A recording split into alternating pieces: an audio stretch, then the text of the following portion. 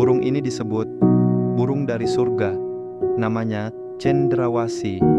Ia hidup di hutan Papua, Indonesia. Bulu indahnya berkilau dan gerakannya seperti tarian di udara. Setiap gerakannya begitu anggun, seolah diciptakan untuk memikat dunia. Namun keindahan itu kini terancam. Hutan tempat ia hidup terus menghilang. Perburuan masih terjadi, dan jumlah mereka semakin berkurang. Jika hutan lenyap, maka keindahan ini juga akan pergi. Mari jaga alam Indonesia, agar cendrawasih tetap terbang bebas. Bukan hanya tinggal cerita untuk anak cucu kita nanti.